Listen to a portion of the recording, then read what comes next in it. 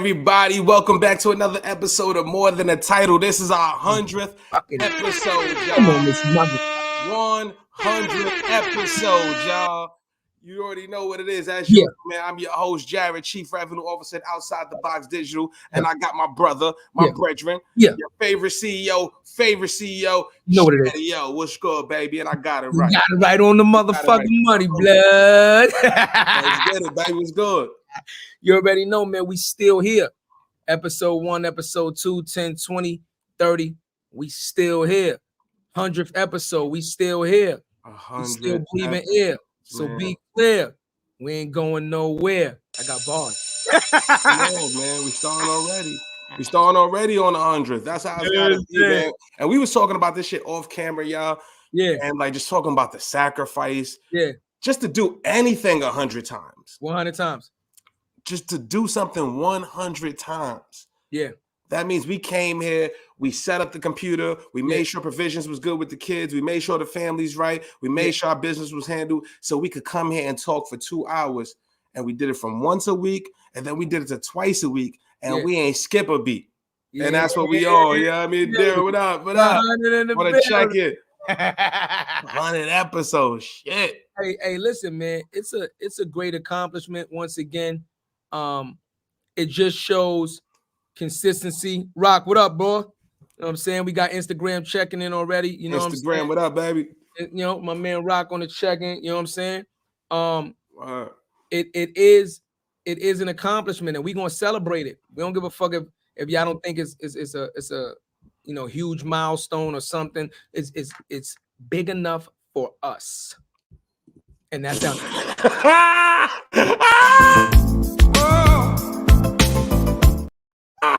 Yo, that was nuts. When I said it, the energy hit me. He's not gonna like it. Oh my god! I said he's not gonna like it. Yo, I hate it. Man, you already know to check it, man. 100, man. But this is why I love this shit. Already, man. Cause we ready to laugh, man. We ready to have a good time, man. We have a queen coming through shortly, y'all. But man, once again, man, we had to celebrate. And if y'all in on the check-in, we got our cups, we got our hookah, we ready to party because this is a celebration. Man. I'm ready to pop the bottle, baby. Pop the bottle, baby. I got the Clico, I got the Voove on deck. You know what I'm saying? And it's only right I had to bring out the Voove cup to match. You know what I'm saying? Got the Voove cup to match. It's only right. It's only right. So necessary. You know what I'm saying? Who the hell said that again? It's so necessary. That's Hov? Yeah. Right. And be clear, right? I'm gonna say this because now 100 episodes in, shit about to change, right? Shit about to change. Just in case y'all had a misunderstanding of what's about to happen, right? We've been building, we've been branding, you understand? We've been in and out of town. We got a lot of things that we're working on behind the scenes to make this show better. But understand, as of this day, as of this 100th episode, please be clear. One thing's for sure, two things for certain. Yesterday's price is not today's price. I say I'm just gonna get them to look. That's a Fendi fact, man. And I'm just gonna. We talked about it on Sunday when we did the surprise episode, man. We was just in a vibe. We just wanted to talk to y'all, man. We just wanted to, get some shit off. But 100 episodes, man. If y'all really knew what happens behind the scenes, the journey, the shit we gotta do to make this shit happen. Yeah. How many no's we gotta get to a yes. All the things we gotta persevere through. Our resilience, like, is incredible, man. Just to do anything once again 100 times. Through all the fire, right? We are our own independent media company. Yep. So that means we book our own guests. We do the show. We don't write questions. We go unscripted. We schedule it. We do the clips. We do production, pre-production, post-production, all the messages and all that stuff. This is all from our creative brainchild. There you go. You're giving them a sermon, baby. That's it, man. This is our creative brainchild, y'all. You know what I'm saying? And this is for the culture. And like he said, you said some shit Sunday, and then you said we don't do the clickbait. Yeah. Like we could have easily did like some of the names we had Venus, we had King Williams pull up on the show, and it just happened to be the episode right before my beat that he calls in on the show while we have Tamil on. Gives us credit, gives us props, man. We've had so many amazing people on this show, y'all. I mean, since you segued right into it, let's talk about it, man. until our guests arrive, let's just, just in case for all our new listeners, because we have a lot of new listeners. We got a lot of shout out to the YouTube community. That's a fact. Just in case, you guys were wondering, you might not have caught up on previous shows. We have had a lot of dynamic, powerful people on this show. A lot of dynamic and powerful people on this show, man. And it amazes me. I'm not gonna lie, man. When I look back at the roster, I'm like, damn, that's a hell of a roster. And the first 100. So now imagine what the next 100 gonna look like. 2 and 3, the 400 is gonna look like, y'all. Yeah. And there's a lot of episodes that didn't happen in that first 100 that was supposed to happen, that's going to happen, that is crazy. And just to do what we doing, like we had the most influential black man in corporate America on here. Yep. We had the first black man who run a publicly traded agency on here, Madison Ave, in the building. We've had millionaires. We had chairmen of sports teams. We've had authors. We've had actresses, actors. Yeah. We've had middleweight champions. Shout out to Quillen, man. Shout out to, on, man. Quill, man. Word up. Shout out to the homie. A lot of love, man. A lot of love, man. Shout out to the champ, man. And shout out to Champ, our first in person. Yeah. Shout out to Champ, man, from My Expert Opinion, man. We had him on the show, our first in person, man. That was fire. You know what I'm saying? We built, had a great time, showed that we can do it in person, right? Put up the bread, know what it goes in, what are the ins and outs, what we need to do to make that work. Yeah. And it's all just a learning process, y'all. And if there's not one thing about business, you got to love this shit. Because when it's tough, man, all you're going to have is a belief and a dream. Yeah. So I want to say something too. I forgot, based off the last episode and the last couple of episodes, a lot of people have been reaching out. Listen, man, we told you we support y'all, but understand and be clear, we are not chasing y'all, right? A lot of people was asking us, yo, we'd love to give you our products and we'd love to, put everything on the show and sponsor the show. Listen, instead of me drinking Vouv, I'm pretty sure there's a lot of people out there with liquor stores, champagne, beverages that you would like to have promoted and things of that nature that you send a case. You know what I'm saying? Absolutely. Some of that product, and we would gladly promote your brand for the love, man. Well, with that being said, our special guest has arrived, and I'm excited already because I see the colors. She's in the green. I was going to wear my Queens. I was going to be out the jersey. That made me go back to put the orange on right now. Put the orange on right now. Yeah. She reps all day. And we gonna celebrate and represent you, Queen. We are honored to have you here, especially for our 100th episode. Thank you for being here. Now, we truly appreciate you, Erica, for coming on. We wanted you to be our 100th episode for a reason because straight ahead. Yo, I just landed in another country, yo. Let's go. Hey, yo, you supposed to be on a podcast? Yeah. Figure out where the plug is, and then the internet over here, all of that. Let me tell you something, right? Behind the scenes, we was like, yo, how's the Wi-Fi in Antigua? Like, is it good? It look good so far. It's working. Crispy. We could tell she's in a good room. Oh, absolutely. The room looks amazing. Like, she's in a good room. It comes with the premium Wi-Fi. You know? But let's give you. We want to give you the intro. Intro that you deserve. Before we do, but Queen, let's just quick shout out to the followers, the listeners, subscribers, everybody across every platform. This is our 100th episode, and we are doing this for y'all because we are strictly for the culture. We are doing this with our own production, our own everything. Anything you see more than the title, it is me and my brother, and we do this out of the love. And for first-time listeners, More Than a Title is a show to celebrate queens like this young lady right here that's doing amazing things in the community. That's not just talking it, that's walking it. That's not getting the coverage and the media that they deserve. Right. And that's what we're doing it for. Yep. And so we are honored to have this queen on the platform. And first time listeners, this is not the first. We do this every Tuesday and Thursday. And y'all can pull up. And this is what we do, man. So thank y'all for everybody subscribing, all the listeners. And also, we got to give a shout out real quick to our distribution partners. First Black-owned, women-owned podcast network, a live podcast network. If you want more content from Black content creators, like More Than a Title, please make sure y'all download the app. Make sure y'all support. You can support your favorite creators. There's a lot of really dope shows on there. We're going to leave that up for a second so y'all can do the QR app. Shout out to Angel Levis and the entire team. We love y'all. Yeah. Boss lady. Yes, shout out to the boss lady. Angel Levy. Her name is Angela. Her last name is Libas. We always mess it up. Angela, yeah. Yeah, I just call her boss lady. You can't mess up boss lady. The queen. Don't mess up the boss ladies. You can't mess up boss lady. You know what I'm saying? But with that being said, man, let's introduce this queen properly, man. Let's start the show. Do it. Let's give it a. You got the horns ready, bro? Because this ready. queen is an internationally recognized and widely respected peacemaker. This queen has been at the forefront of reducing youth and community violence in New York City and beyond for over 30 years. Believing in the power of partnership, she has championed personal and systematic approaches to conflict resolution worldwide.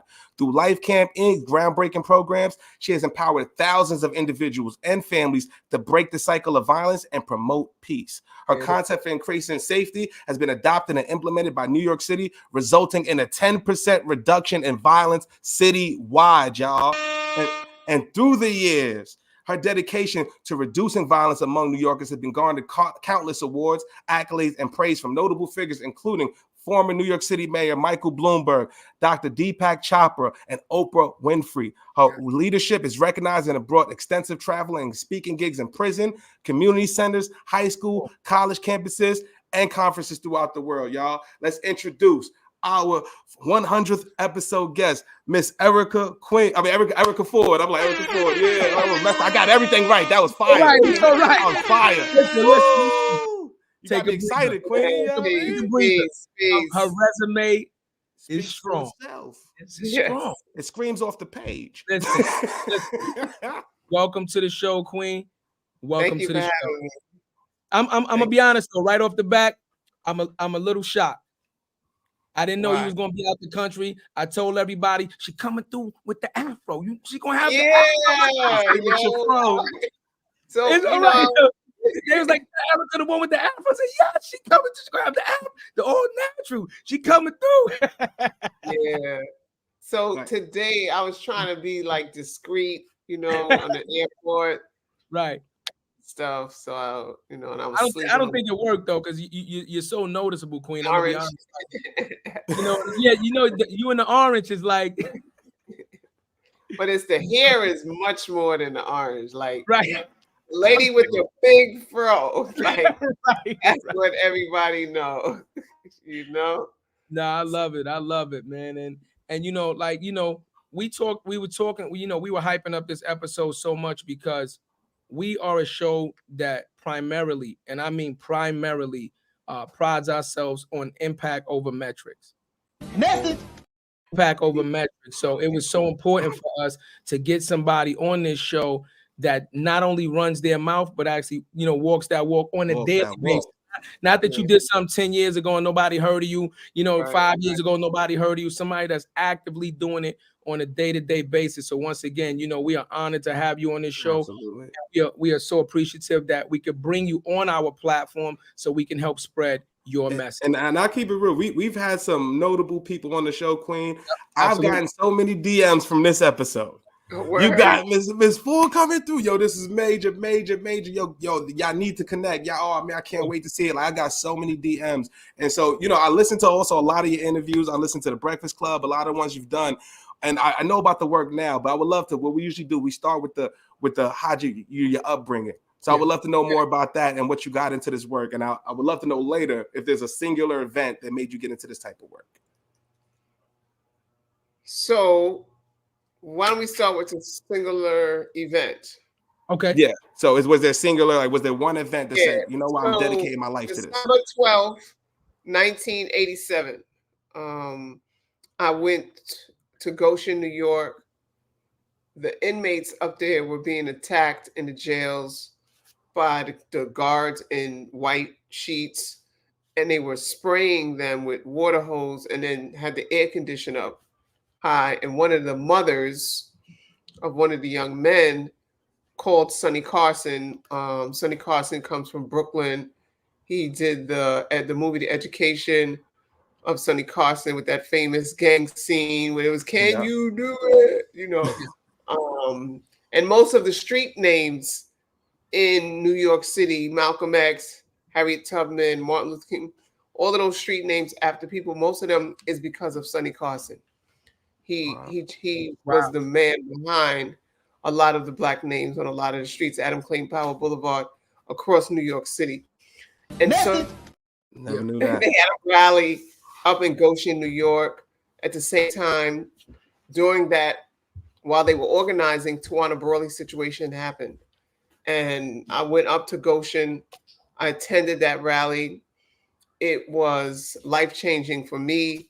It really sparked my mind that something else is going on besides driving up and down the boulevard and going to the parties, chasing the drug dealers, and just having fun, being fly. There was something else going on in the world. And, you know, since that day, December 12th, 1987, I committed my life to doing something different. And yeah, you get the baby for that. You get the baby for that. For sure. I'm ready to pop. I'm ready. Listen, That was amazing. Woo, my boy. On that story, you know, It's amazing. it's always an origin story, right? Yeah. And I'm gonna be honest with you, Erica. I feel like I had that kind of like similar moment with myself, and it made me feel like this is what I'm supposed to be doing.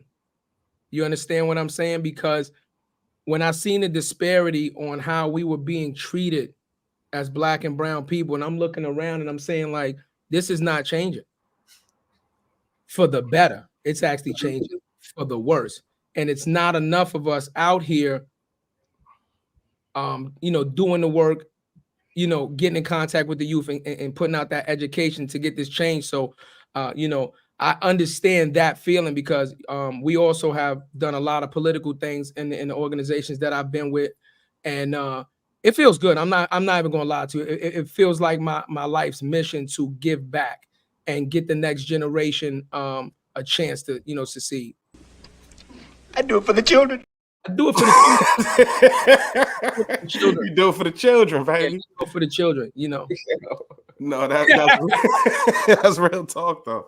Yo, y'all got a comedy thing in the middle. Yeah. I like that. You have to. I don't know if you, so I don't know if you've ever heard of 100 BCW.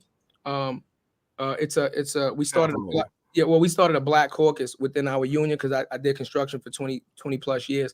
And same thing within the union, we found out that we had no representation. That's just the bottom line. So a couple of us got together, read the bylaws. We started organizing classes, teaching the bylaws, teaching the rules. You know, it starts with education. You got to understand what you can do within the union, what you can do without the union. And then we formed the 100 BCW Black Caucus Coalition. And we're proud of the work that we've been doing. Shout out to my man, Barry Smith, who's the president. And, you know, we have taken several trips to Albany. We've taken several trips to DC. You know, the I believe they did like the 100 Million Man March again a couple years ago. It was like, you know, less than that, but you know, we've been very active with politics and just education to try to get this message across. So, you know, once I heard you was coming on, I was like, oh yeah, I got somebody to talk to about it now. You know, we work with NAN. You know, we worked with NAN for a long time and did a lot of work with them. And NAACP, Harlem chapter, you know what I mean? Like, so, you know, we've been doing a lot of activist work and it just feels good, man. It just feels really good. You know I mean? Yeah. Gotta make it cool. Gotta make doing this work cool. See, but the thing is, though, the problem, I still think that we don't see it enough.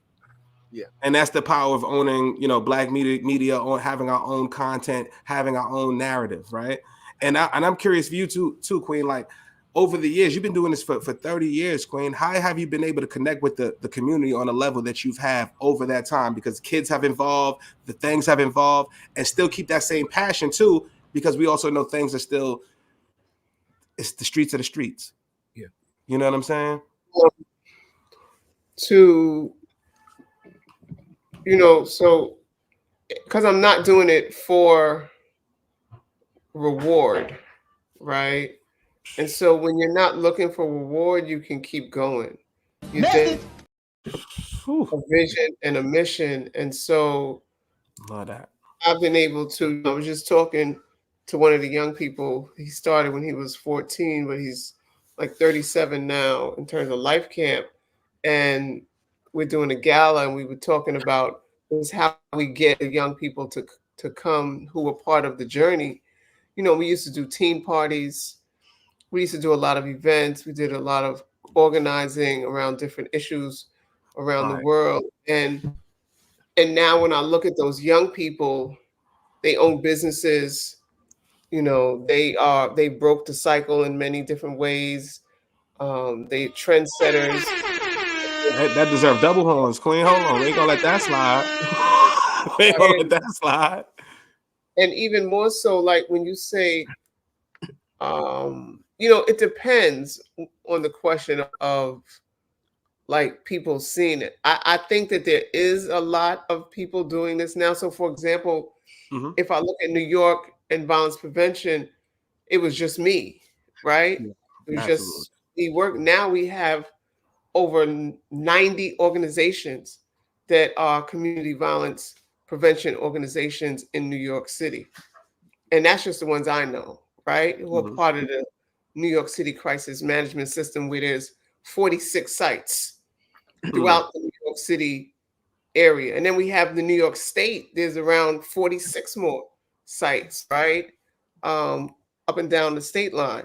And so that didn't exist anymore. So those friends that I had, or the ones I didn't know that went to jail for 20 and 30 years, who came home, they came home to an industry that they were able to work in, right? That they were able to earn a living in, that they were able to, you know, resolve some of the issues with their children and their family, and really come back and play a valuable role in their children's lives and in their communities' lives. So things have changed. Is there a lot more to do? There is, of course. We still suffer from the oppression of this bigger world, right? Absolutely. But we claim our victories and we keep working. That's we keep working. And it's like April 7th, I'll be passing the baton of running the day-to-day operation, but there's somebody to pass the baton to, right? There's two young ladies and the other young folks who came up in the organization or came up in the movement are able to take the baton and keep running, right? So there's people to do that. If it wasn't growing, there would be nobody to pass it to. And that's our job as leaders, to create the next generation, inspire the next generation to take on the work, to continue to work, to be the voice. Like I was the next generation for folks who came before me, right? And so we just got to stay focused on the vision and just do the work. Just keep doing the work. You know? That's it. The only reason I asked the scale question, Queen, is because exposure gets more opportunities, right? And one thing that I'm pretty sure that you're here now. You weren't here before. You're here, and 100 other folks who do podcasts to a target population across the world. Absolutely. These things didn't exist before. We only had 2, 4, 5, 7, and 11. Exactly. Right? And who controls that? Murdoch, right? Rupert Murdoch controlled most of it. But now we have direct conversation to our constituents and in various different groups. So, you know, with your success allowed us to grow, right? So you have to claim your victory. The sister who controls the whole thing has a number of different podcasts on there, right? A number of different voices and audience that we could tap into. And so in one sense, it has expanded. It has allowed us to talk to more people directly.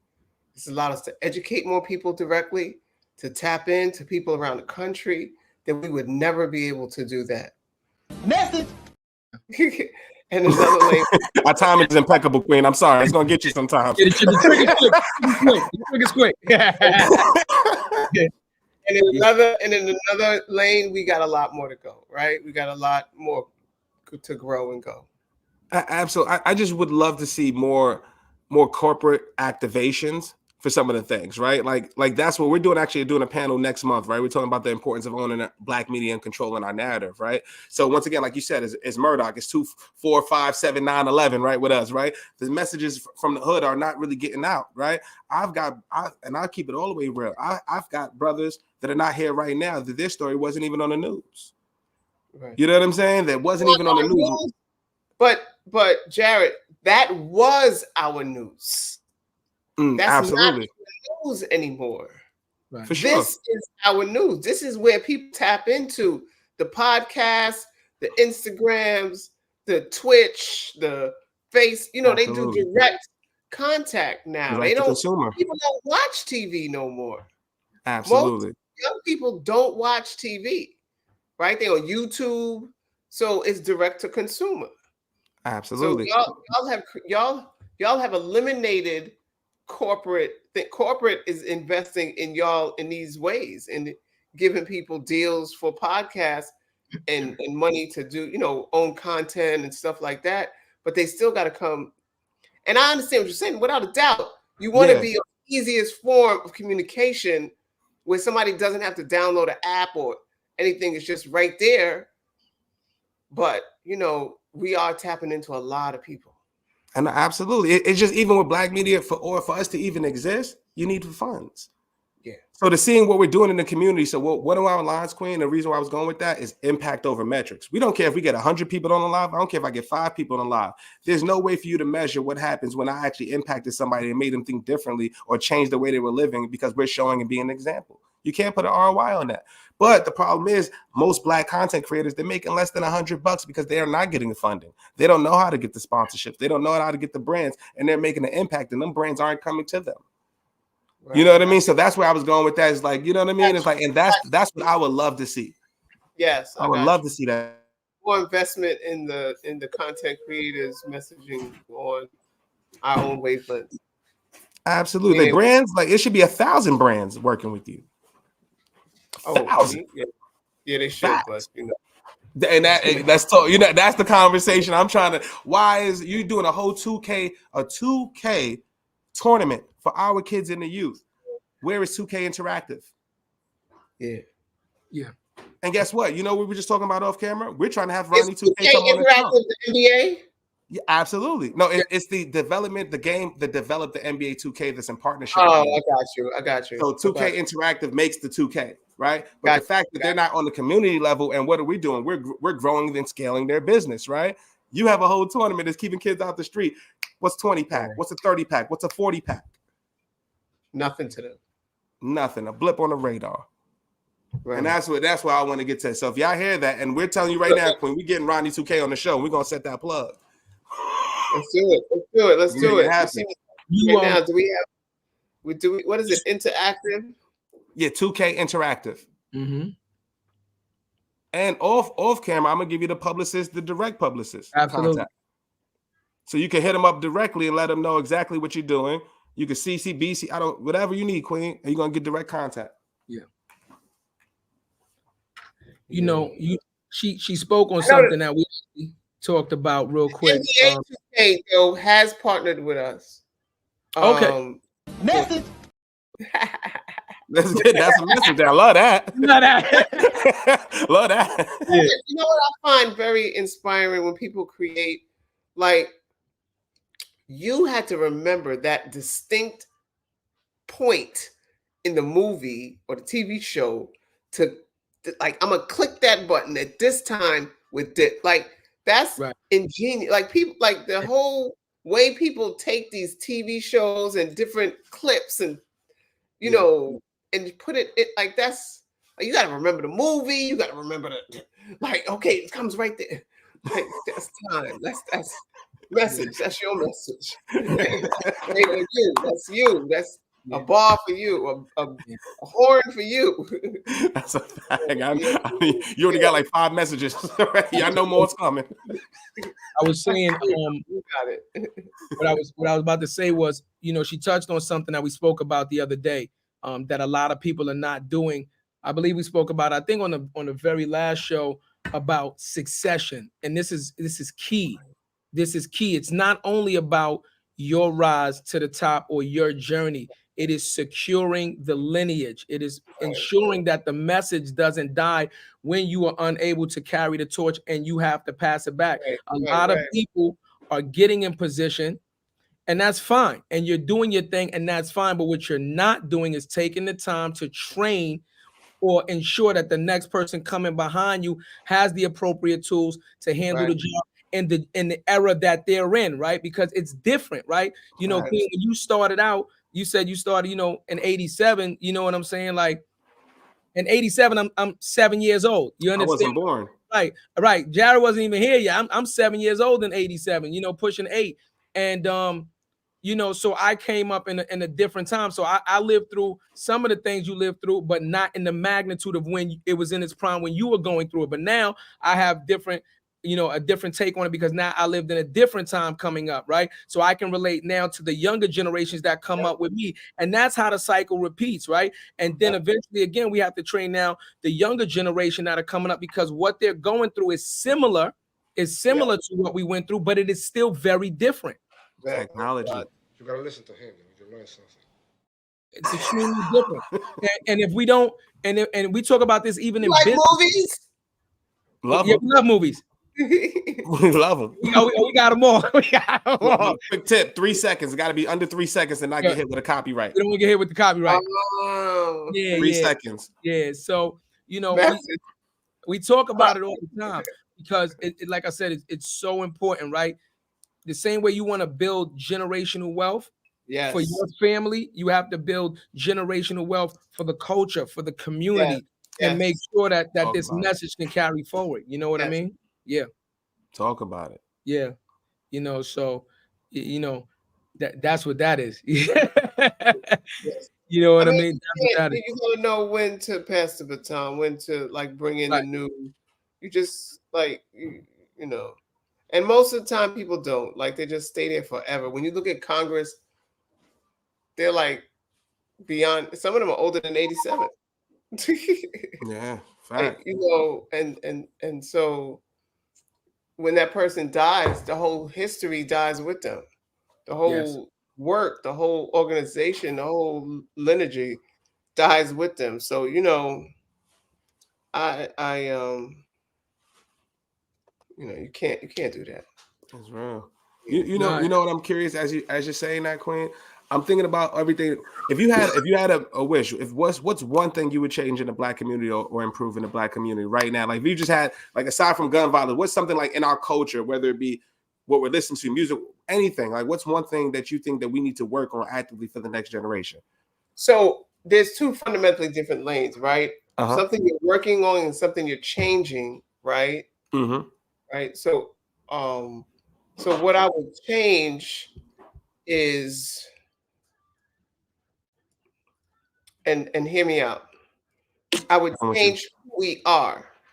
And what I mean is we would no longer be 3/5 of a man.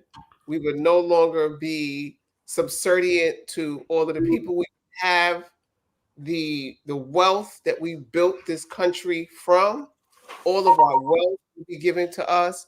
We would have access to quality food, quality housing. We'd be self-determined.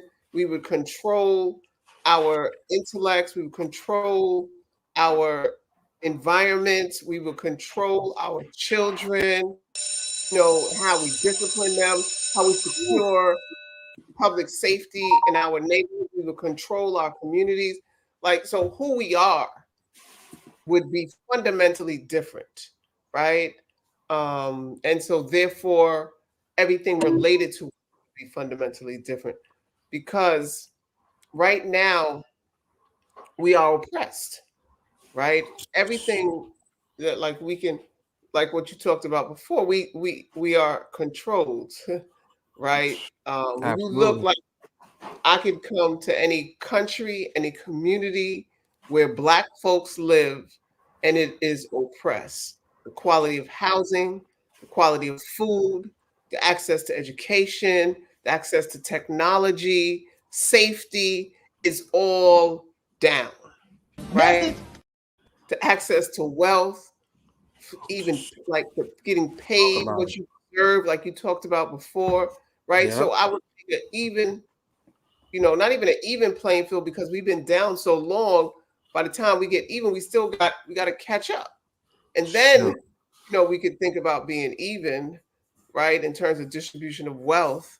But we built this country, and we weren't Absolutely. able to gain from the economics of our labor, right? And so we started on it's beyond an uneven playing field. And so when we talk about pulling yourselves up from your bootstrap, there's no strap to pull yourself up from. And so, like, just changing how, when you look at the Constitution, get rid of the Constitution, right? It was not made for us. It was made for our oppressors, our slave masters, to control us and to keep us at a space. That's why we're 3/5 of a man. We're not even a whole human being. Message. Come on, talk about it. How can we move forward as a people where we're not even a people, right? We're not even a human being. We are 3/5 of a man, 3/5, right? And so who the hell thought of the 3/5 shit? I hate that. a racist bass like 3/5. Motherfucker, you bad. Oh my god. He's a slave master. And so they wanted to talking. Yeah, your property. Right. Yeah. Yeah, your property. So, you know, if you're not, and which is absolutely disgusting, by the way, like let's throw that in there. It's absolutely disgusting. Of course. To even think about the fact that you actually stole a human being. Okay? You stole a human being and technically enslaved him and indebted him with his life as property. That, if you know, I really can't think of an atrocity greater than that, right? Not allowed to learn how to read, not allowed to learn how to write. These things were punishable by death. You understand? You get beat. Absolutely. You can get not bringing in enough cotton. You could get beat for looking up at the, you know, at massa or whatever the case, or, you know, looking the wrong way or something. But you get caught trying to learn how to read and write, they would kill you. Yeah. So that goes to show you already what they thought about us in general. They were afraid from day one. Like, we have to keep them so ignorant, so numb, so just uneducated, because if they ever get a chance to understand what's going on, it's over. And we still got to where we got to. So, but you know what's a good segue? I would love to know, because you know, reparations is a big conversation. We've talked about this on the show before, you know, about Governor I think Kathy Hochul, she did with the Jewish reparations for the Holocaust survivors, right? And we still haven't gotten reparations as a Black community. What do you think is appropriate? I'm just curious. Like, how do you value that? How do you value all those years of a fucking oppression and say we're going to equally distribute that? I just think that's very difficult. That should give us our land, right? Our land mass, and, you know, let's calculate the labor of all of those years that we worked for free. We worked a number of years for free, right? Absolutely. And, so, and people were being paid at the same time. So, and then the generational trauma that came from that, right? You know, people are still not healed from the generational trauma of slavery. Families were destroyed. People, you know, that trauma it transferred to your children and to your children's children, you know. And so there's a lot of healing. And then the reality that created the conditions in which gave rise to the 60s, where people were still attacked and arrested and killed out in the street, on TV, etc. You know, and so it's years of trauma. There's no price point that people are still being killed and shot by these police in the street because they're Black, not because they committed a crime, but because their zip code. And the zip code and the redlining and all of the different racist tools that they've used to keep us oppressed for the number of years. It's like there's so much of us as a people, and there's so much work when you talk to one half about the work that we need to do, right? In terms of raising our consciousness. That's a lot of work that has to be done, because like the brother said, and Chadio. Yep, you got it right, Chadio. On the first joint. First time. Yep. That's culture right there. Like Chadio said, people, they want to keep you at a certain mental state so that you won't fight for your freedom, right? You won't ask for your reparations. You won't demand to be a whole human being, right? You won't say, like, why do I gotta ask you for the right to vote? Why is there civil rights and all of the things, like, why am I asking you permission to read, to get a job and be equal to somebody else, to go into a school and make sure that you have the equal number of blacks and this and like I don't like Yeah, more than that. balance in society, but it's an imbalance in society. Why am I asking you permission to be human, right? To Right. exist as a human being, I gotta ask you permission, right? You gotta sign a bill to give me rights to breathe in society, right? Come on, what are we doing? What are we Why are you doing? having that conversation? That's real talk. No, she's absolutely right. But you know, I'm not being funny, but the problem is everybody too sensitive and they scared to say what needs to be said and do what needs to be done. I'm not being funny, but that's just the problem, right? They are slowly but surely pacifying us. They are slowly but surely demasculating the males and separating the males from the household, from the black families, because they know if we do that, we break the strength right there. You understand? So they're doing it blatantly, but they're also doing it systematically, and they've been doing it Absolutely. for years, right? Because they know that, okay, they might realize that if we do it this much right off the back, but if we do it slowly, very slowly, then guess what? The changes that we incorporate, they now believe it now becomes their norm. They now say, oh, this is the way it's supposed to be, and they stop wanting more. And then eventually you get to a point where, guess what? You don't even realize what's going on anymore, right? So that's the point. we had a saying, right? Somebody said on the show, Joe, I forgot, it was like, how do you explain water to a fish? Facts. How do you explain water to a fish? To a fish. Some people don't even know we fighting. Some people Right. don't even know we in a fight. Right. Some people don't even understand. We're so programmed. Oh, you got something loaded up? I got everything loaded. I got everything loaded. Because people was asking for receipts, so I got receipts on deck. You know what I mean? I got receipts ready to go. You know what I mean? Instagram and YouTube should know we got those. Yeah. Have you not been been entertained? Been doing this 20 years easy. You know what I mean? So a lot of people like Miss Erica Ford, you got to keep your receipts. You got to keep your receipts. So when people say, oh, so what was you involved in? Oh, what was I involved in? Okay, this is what I was involved in right here. That's the Trayvon Martin rally right there with Reverend Al Sharpton, with the Nan. You know what, though, bro? Huh? You only got to keep receipts if you're trying to prove something to somebody. No, but you know what? You know what it is? I am trying to prove to people. You only need to keep receipts. Somebody's opinion of you is more important than your opinion of you. You should never have to pull out a receipt about what you did with your life, because that's your life.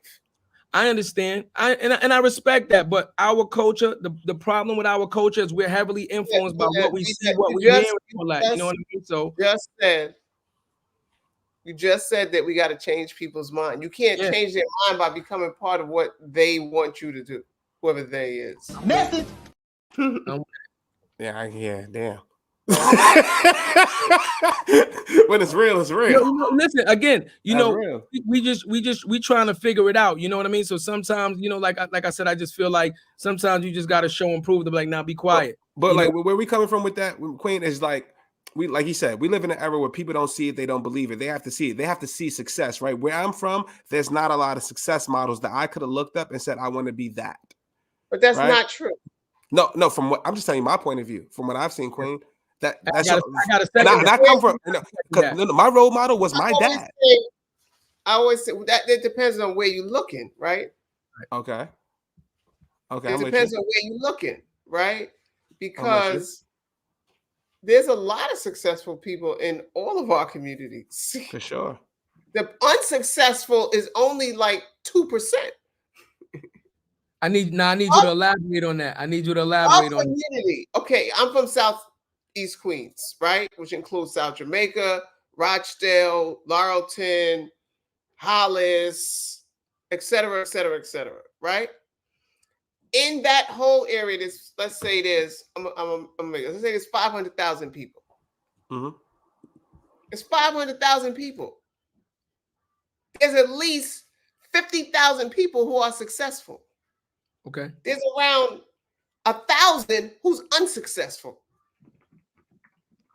Right? We put our energy into the 1,000 that's unsuccessful.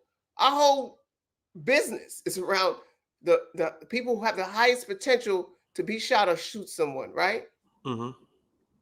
But there's 50,000. There's a whole lot more, but I'm saying 50,000. Yeah, for sure. Who are successful.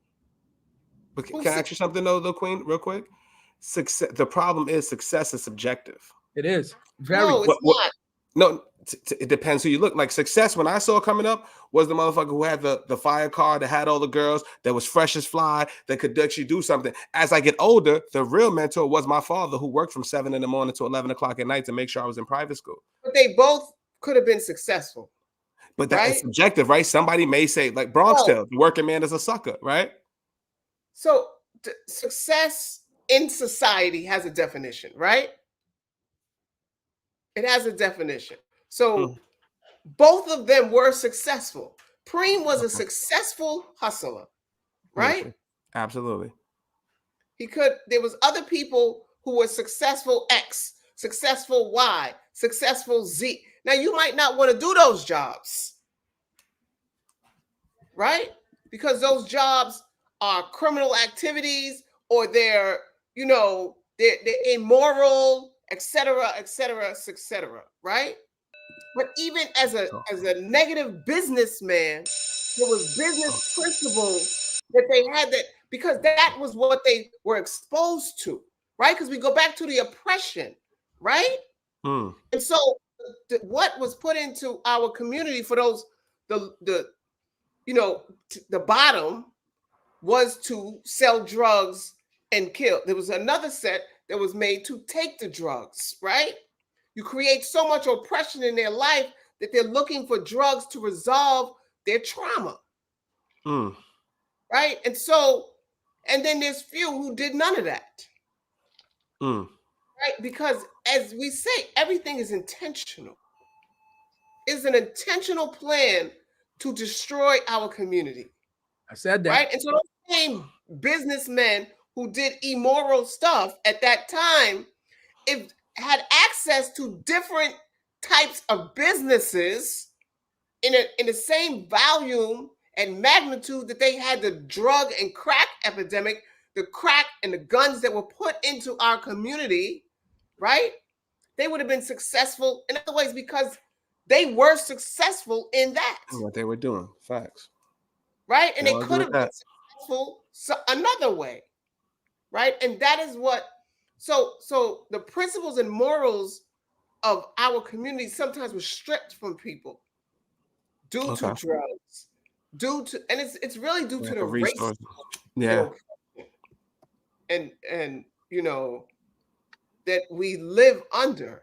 We do not control our community. We don't control the things that control us. And so, message.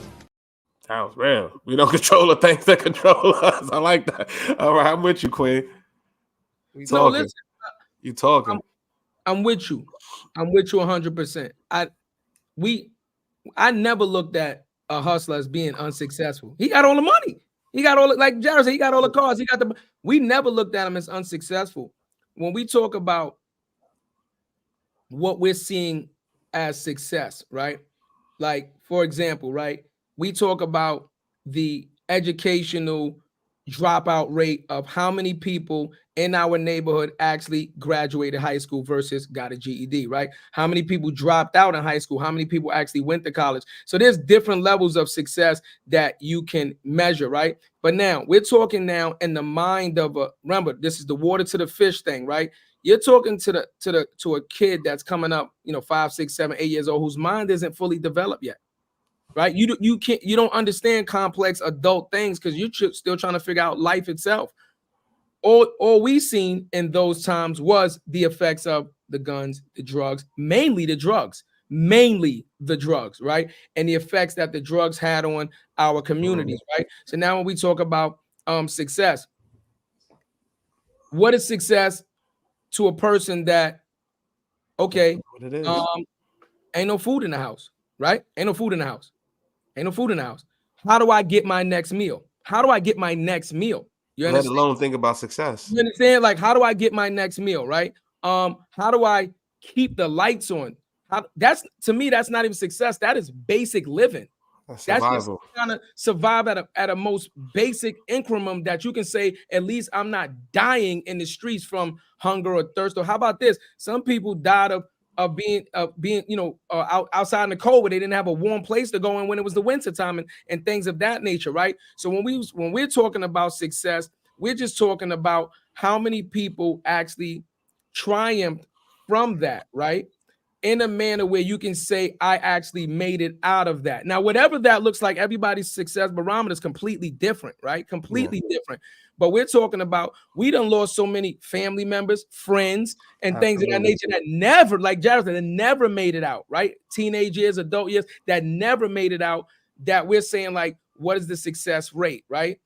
And then as we get older, then our version of success changes because we have mentally evolved, and now we understand what success can be, right? Yeah. You want to say something? No, I'm saying, like, I was gonna say the power of generational wealth. I'm piggybacking what you're saying. You right. Yeah, but again, like a lot of things you said, we understood that the hustlers were successful. That's why a lot of inner city youth emulate that. That's the first thing we jump to because it's the biggest testament of these guys are not struggling, or we don't see the struggle. We don't know it, right? Because nobody knows what it until you get into that door. What it takes to get to that level of success. But again, in the version of what the eyes see, the ears hear, the mind believes, because you learn from your five senses.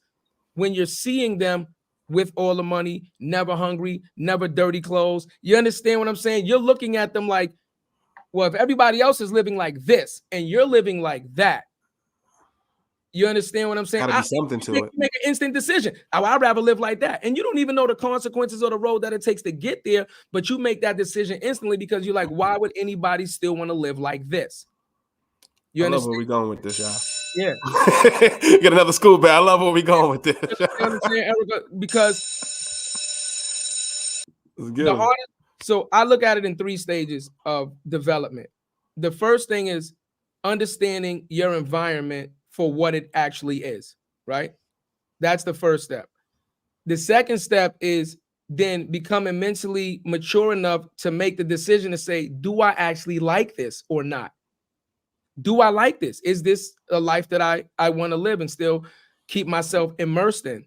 And then the third step, which is to me the absolute hardest, is after you've made the decision, having the conviction to see the decision through. And that to me is the hardest part right there. There's a lot of people that don't want to be in poverty anymore. There's a lot of people that don't want to be in welfare, Section 8 and things of that nature, but they just don't have the strength and the fortitude to do what it takes to escape that black hole. Message. That's not a message.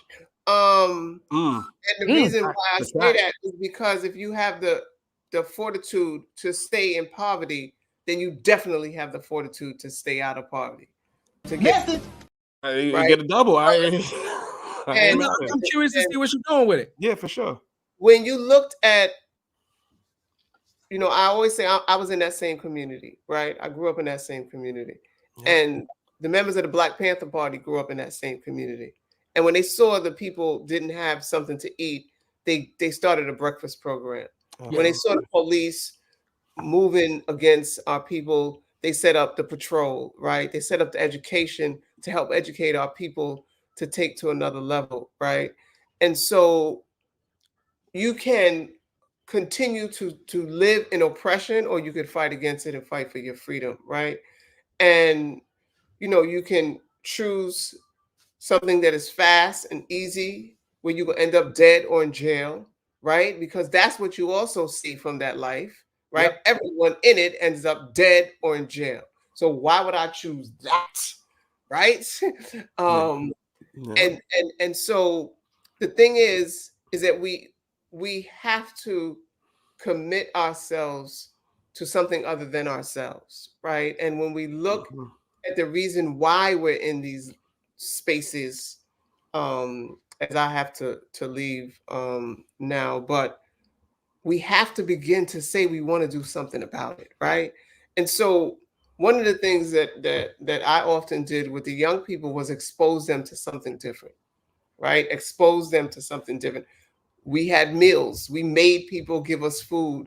We taught them about who they are and how they could be something different. And a lot of them were children of those same people because those were my friends that I grew up with, right? In that lifestyle. And they went to jail or ended up dead. And I saw the impact on their children from losing their parents, or I saw the impact on my friends from losing their partners, right? And it wasn't a pretty picture. That trauma of losing your loved one for 40 years to jail or to the grave, neither one of them was good, right? And so, but it's intentional, right? It's intentional. And so at some point, we have to not want to live in oppression anymore. We have to want to be free, and not halfway free, right? Where we have a little bit of access. We have to all the way want to be free, right? And it's going to take a lot of work, like the brother we were talking earlier, Jared, about the access to the resources to even communicate with each other, right? Or getting these different businesses. But we have a lot of wealth in our own space, right? And what do we do? And we've been conditioned to do so because we're the number one consumers, right? Yeah, we talk about that all the time. You absolutely 1.9 trillion. But it's constant education and not conforming to what is, right? Not conforming to what is, but setting what should be. And just like you said, on the other side is being determined to stay with that, right? Being determined to make a difference. And so that's why 36 years later, I'm still here, right? Organizing and has been able to take it and in no way near the access to our total freedom, right? In any form or fashion, but have been able to build an industry where brothers and sisters who are coming home can have access to a way to make their lives different, right? Can impact in our community, right? Because we're the line of defense, we're the line of protection, we're the voice of how we're not going to let you just roll up on Pookie and do what you want to do, right? We're not. And we're going to have a lawyer there as soon as you forcibly arrest them so that we can negotiate them out of that prison cell, right? Because we're going to set up some fundamental things that can change the way we exist in our community, from the hood to the White House. And we've been able to do that, right? And we're going to and even why I'm here today, right, is to look at the spaces to do a women's leadership retreat, right? Because they say if you educate a woman, you educate a nation, right? So the things that I'm going to continue to do after I pass the baton on April 7th, and I hope I see you both at the Sneaker Ball Gala, right? We shall be. I got my kicks ready. We shall be there. All right, hold on, don't threaten me with a good time. Yeah, I got shoulders work. The shoulders work. Lemon pepper step is ready to come out. You can't do lemon peppers and sneaker ball. Lemon peppers. I got lemon pepper sneakers. I'm about to say you have the Chelsea boots. You got the custom ready to go. We have a message. Yeah. Y'all are crazy. But and we're going to continue. We're going to do some training and help to really just educate folks on how do we move past the purpose and really just make fundamental change as we see it. And we're going to do it. We're doing it, and we're going to keep doing it, And we appreciate you for everything you're doing. No, and we appreciate you for everything you're doing. That's why we're honored to have you on, Queen, like especially for our 100th episode, because like we talked about this on Sunday. It's so easy to go the other route. It's so easy to go the other route. It's so easy to do clickbait. It's so easy to do, rob, steal, and do things. But you know what? We put in, we're in the prime of our careers. I'm 35 years old, Queen. I could have been in corporate America, and we bet on ourselves. Same thing with my cousin. And we said we're gonna bet on ourselves. We're gonna find it and figure a way to do it, and we're gonna control our narrative. Because you know what? I told this story one time, and I'll tell it now to you, Queen. I would love to tell it to you. I used to work at BBQ, smell like ribs. When my son was born, I stopped hustling. I was making $10,000 a week, straight up and down. I was making from $10,000 a week to $10 a day. And I used to get off that damn train every single day on Parkchester, 177, East 177, and look at every goddamn building and say, guess what? Their stories aren't being told. Did I know I would do a podcast? Absolutely not. But I knew damn sure that they stories meant something, right? When my brother got killed right up the block on Girl Lane, he didn't have a story to tell, right? But he was my brother, right? And we're going to make sure they know. And he had a story. And he has a story, and it will be told. And we're going to make sure of that. And that's why it's so important what we do and what you're doing, Queen, because you're impacting lives and saving our people. And this is what it's about. Likewise. And you're the example of success, right? Y'all are saying that the example, you are the example. And there's so many more like you. Right? And some people don't know you and don't know, but it don't mean you don't exist. Right? That was real. Oh, I couldn't get to the message quick enough. My bad. I let that shit marinate. One thing I just want to say is you have to find time to. A lot of people think that this can be done simultaneously with. If this is not your career, let me say it this way. If this is not your career, activism, as paying your bills, right? Then what we have to do is we have to learn how to balance the family time, the work, and then put in the extra work after we've taken care of our responsibilities to keep the lights on and things of that nature. Because a lot of these rallies and you know what I'm saying, political, this happens after hours. This happens after the 9 to 5, or this happens on the weekends, right? So it takes a lot of extra time that you have to give of yourself, right? And it's a sacrifice, right? Guess what?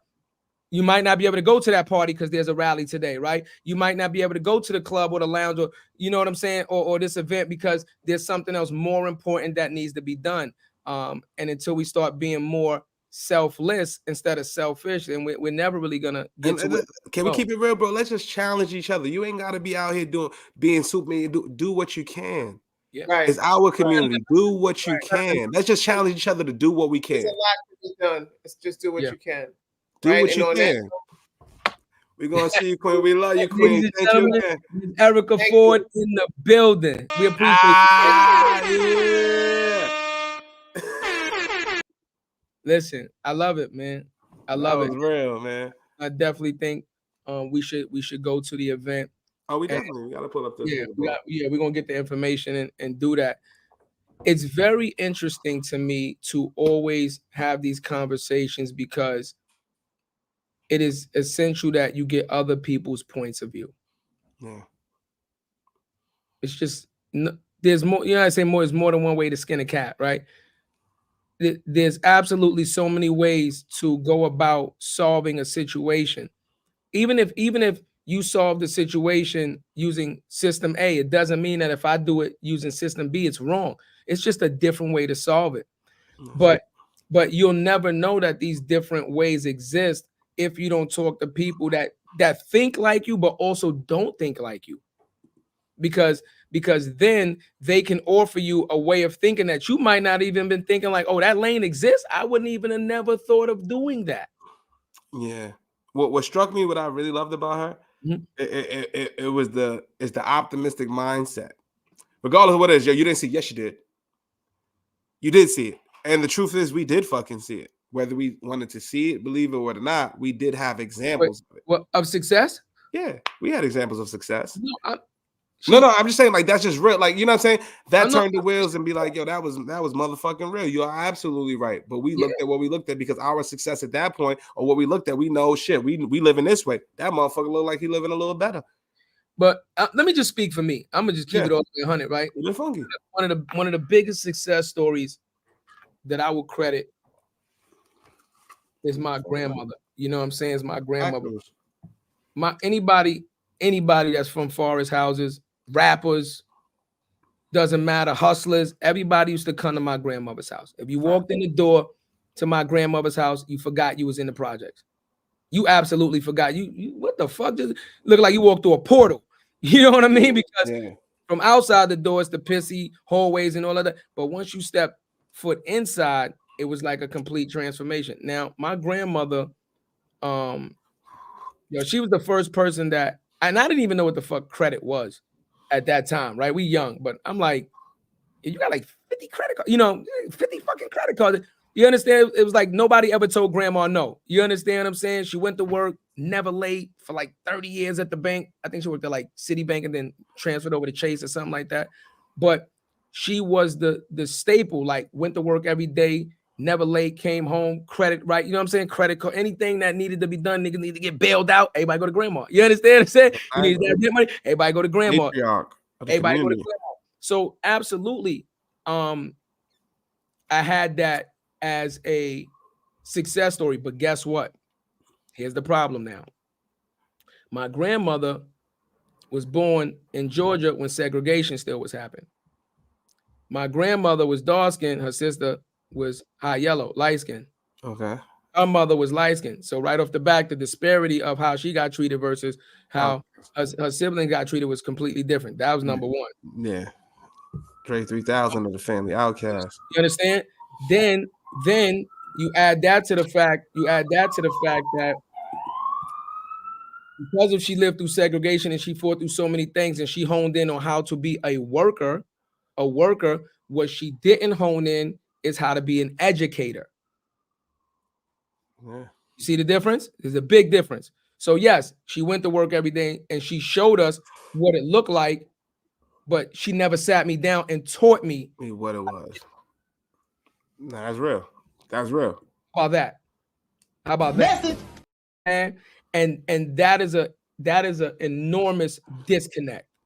Yeah, I can see the fruits of the labor, right? I know our apartment looks way better than almost everybody else's apartment, but how do I get that? So now, once again, if you're showing success, but you're not teaching success, then where am I learning it from?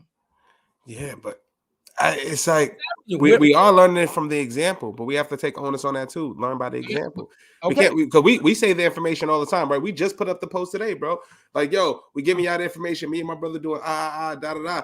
Like your grandmother could have said the same thing. I'm doing XYZ da da da. I'm making sure everybody has an example of what it should be. And if you don't take that example and implement some of that into your own life, then that's on you.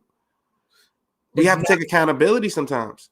It is not that simple. We are talking about the fish and the water scenario. I'm not saying it's simple. You You're can right. That is a first of all, everybody's same intelligence level. How about that? That's number one. We all know intelligence level vary majorly in poverty. That's number one. And why are we talking that? Hold on. Yeah, Richard, keep talking, because they can still fucking buy merch. It's our 100th episode, not y'all's. I feel like Will right now. You feel like Will? Come on, baby. Like Willie? I'm just saying. Hear me out. Yeah, I'm with you, bro. Hear me out. Oh, I'm gonna give you a perfect example to run with. What's good? I'm gonna give you the perfect example to run with. Let's run with Godson. Let's run with Godson. Fred? Your son, Godson. Oh, I'm like Fred, nigga. He got bars. I'm like, no. Okay. Godson. How old is he? 6. Just turned 6. Right. What is he doing right now that you feel like can be a journey for him to provide success for himself as he gets older? What is he doing? Shit, the drawing. I'm teaching right now. What I'm really focused on, I'm teaching him technology. Don't teach him. I'm saying, what is he doing? Before you teach him anything, I'm asking you, what is he doing naturally? What is the things he was doing in the room that he? He's drawing, writing scripts, his imagination, his creativity. Now, let's go with that. Okay. He has the ineptitude that he's showing you. I have talent in this area. Not that I can't be talented over here, but I have talent in this area. Once again, if you don't teach him how to harness that talent, eventually that fades. Eventually his enthusiasm towards that fades because you're not compounding on what he's doing. This is what I'm trying to explain to you, right? So now, if you're not compounding on something that he's showing you that he has a natural interest in, you know what he's going to do? Find an interest in something else.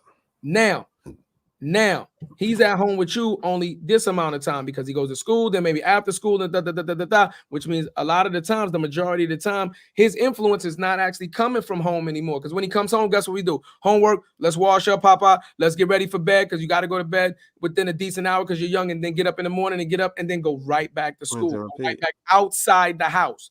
Outside the house.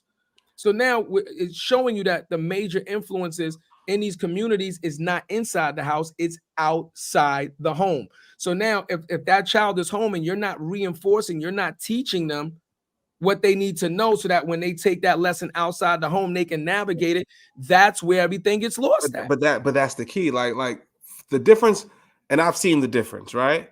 Like, you know what I'm saying? As being a two-time parent, right? You know what I'm saying?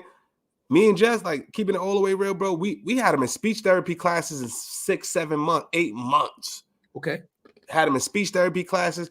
We utilized every single resource that was at our disposal to make sure he's a product of that.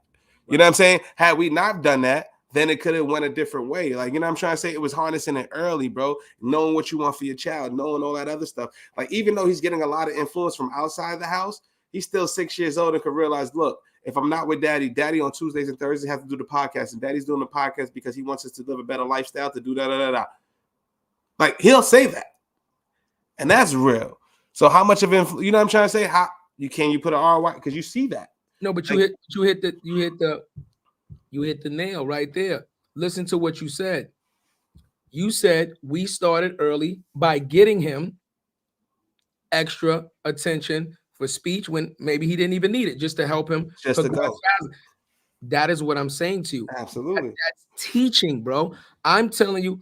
Let me tell you something, and I don't mind sharing this. I don't mind sharing this. My grandmother's been passed away now, maybe like 2 years. Two of the biggest fallouts that me and my grandmother ever had in life, and I mean ever had in life, was when I became an adult and I became enlightened enough to understand what she was doing was wrong. First example, I said to her, I came back to New York, came home in 2001. Came home with a brand new car. Came home with a brand new car. My mother said, oh, go talk to grandma, you home. You know what I'm saying? You got the military, da-da-da. Let's buy a house. I said, bet. I am 21 years old. I got the money. I got the credit. I got the job. Let's do it. Yeah. Went to grandma, went to my mother, went to my aunt. Yo, let's do it. Let's buy a multifamily dwelling. Long story short, nobody wanted to do it. I sat there and said to my grandmother, you're one of the oldest living residents in this building. You've been here, you've been paying rent, what, 40 years, 42 years? My mother been paying rent, 20 years, my aunt been paying.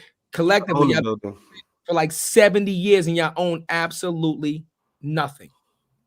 And what you're telling me is you don't want to buy a property so that we can pass this thing down? Her response was, no, I've done enough. And it's time for people to fend for themselves. I said, wow. That is a hell of a statement from you as being the matriarch of the family. Yeah. And the matriarch of the family, and you taking care and providing for the family for so long. So once again, you've shown me success, but you're not teaching me success, and you're not helping me technically develop success as an adult. And at this point, my son was born. So that was the first one. But just to chime in on that before you go on the second one, success for her could have been just to spark the fucking light bulb in y'all. I understand that. And that like from her perspective, I'm just right. spotting, right? From her perspective, bro, it could have been, you know what? Because I didn't have the fucking light bulb. So if I can put the light bulb in it and you get a little light, the next motherfucker's gonna have a generator. You know what I'm trying to say? Like, yes and no, because and people that's listening, y'all can take this how y'all want to take it, right? The bottom line is we all not created equal, and our kids ain't created equal, right? Some kids, they born and you can look at them, and not to say you can't be wrong, but you know which one's gonna kind of do the right thing and which one's gonna kind of do the wrong. Now, some people can surprise you, but you can see by people's repeated actions who's gonna take this to the next step. Gonna take this to the next step. So at the end of the day, when I came home, like I said, I'm home. I'm here. I'm looking around. Guess what? There is no homeowners. Nobody. Nobody. So Wow. I start counting. Mama, nope. Grandmama, great grandma, I don't think No, so. second cousin, auntie, no. Father, nope. So now when I eventually buy the house on my own and build a house on my own, I'm like, now I'm the first homeowner in 5 fucking generations. But guess what? I lost 10 years. I didn't buy my house and build my house till 30 when I should have built it at 21. We lost 10 years, 10 years of time and progression because the lesson wasn't taught. Now, isn't a job as a parent to teach your kid to not make the mistakes that you made and help them progress along faster? Is that not your primary job? You hitting the nail on the head, but you nailed it earlier though, bro. They did not know what that looked like. If you're still the first generation homeowner, they still don't know what that process looks like. And you don't know what their mindset is to change that. I say you're absolutely right on everything, but it's a perspective of how you look at it with the glass half full versus the glass half empty, right? Even if it took 10 years, you got the job done, and you had to go through the. No, I'm with you, bro. I get you. You know why? Because you're still. Guess what? If you were not, it could have been a layup. Watch this. You had to play ball. Watch this. If she was living rent free and she wasn't paying any bills and things of that nature, and she didn't want to take on a bill, understandable. You don't want to take on a bill, whatever. Okay. You're still spending a certain amount of money to live every single day. That's number one. Number two, you are smart enough to realize that the area and the ecosystem that you're living in is toxic, and you don't want to live there anymore. Why allow yourself to stay in that environment when you have the ability to leave? See, it's different. Not having the ability to do something is completely different from having the ability to do something and choosing not to. But devil's advocate, how do we know that from her perspective that her impact of her being seen and being in the hood, her positive impact on the community was enough for her? If she left, she feel like it's like the rich thing. We just said it the other day. If I leave, will they still love me? If I leave the game, will they still love me when I'm doing X, Y, Z for my community? Right, but again, am I bugging though, bro? Like, we with you. But I'm just showing you something. Like you. All right, first of all, can we get a shot or something, my nigga? Let's get a shot because we're on 100 episodes. We talking that shit. Let's do it. 100 episodes. Get a shot, baby. I got. You know what I mean? Come on, who's over here on the spot, man? What's up, man? We get the bizzotto. Let's get it popping real quick, man. Hold on. Hold on.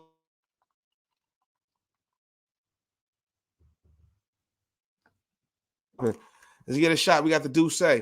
Yeah. You got Douce? That look like Pepsi. No, that was Pepsi. I need Douce. I need Pepsi for the Douce because I ain't doing it Strizate. I mean, fizz ain't. I got shit. We got shit. Look what Jaden said.